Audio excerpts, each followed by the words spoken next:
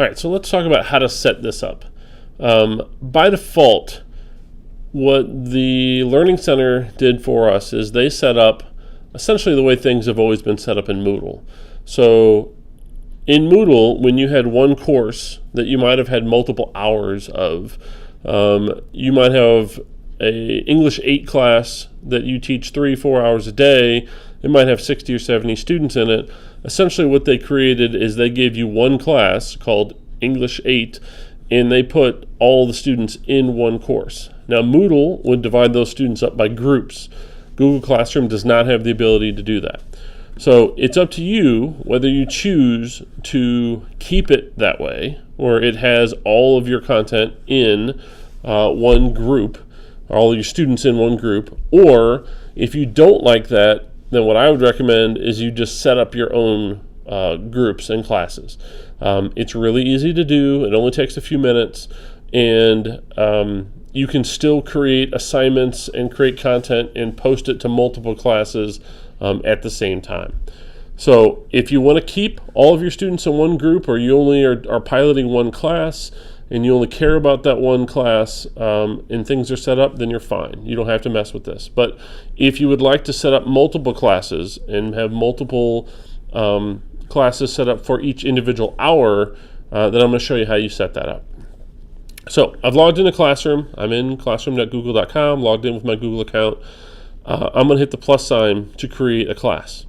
So I hit create class. I can give that class a name. So if I had an English 8 class, I could call it English 8, maybe second hour. All right, or I could go English 8.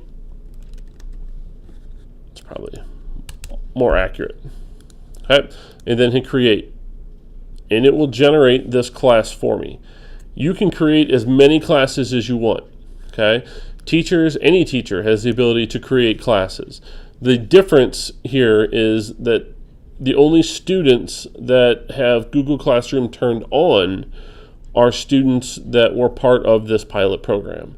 So no other teacher other than the people in this pilot will be able to actually have this part work, or have your students actually enroll in here. So here's my second hour English 8 class.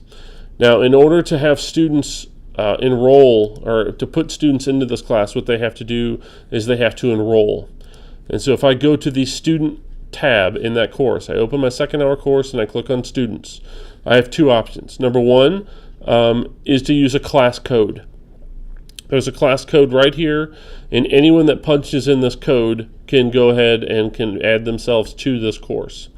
So the way that works, let me open a new browser window here. So here I am in Google Classroom. All right, pretend this is a student. If a student logs in, all right, into their Google account, their classroom's empty, they're not going to have any classes in here. They're going to click on this plus sign, and they're going to hit join class. It asks for that class code. All right, you write that code, E37I09, or whatever your custom code is. You write it on the board. The kids go in at the beginning of class. They punch in that class code and hit join. They're all going to get enrolled in your class. Boom, your class is set up. That's all there is to it. Okay. If you would like to set it up ahead of time yourself, you can invite students.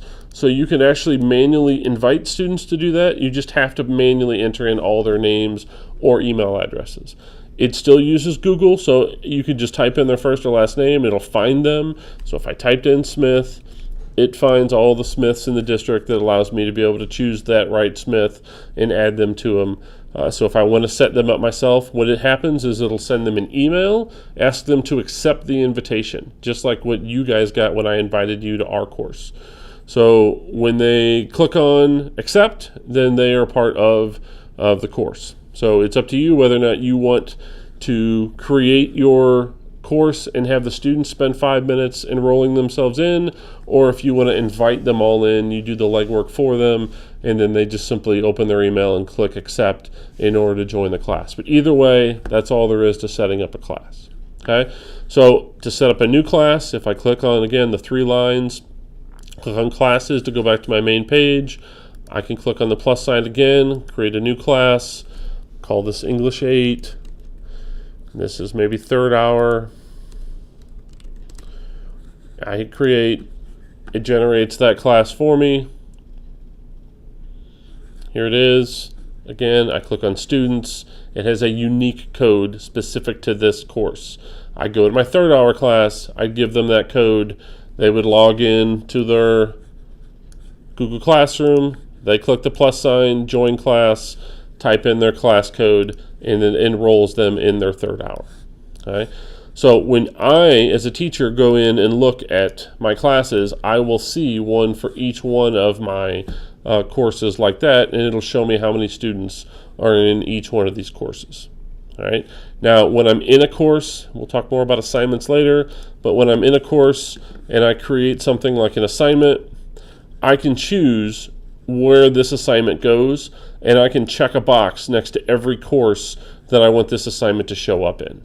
So if I create one assignment and I want it to show up in all my courses, I can do that.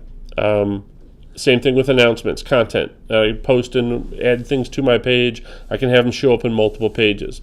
The difference here, by having it be in multiple courses, is that when students turn things in, it's going to organize all of that in folders based on the name of the course.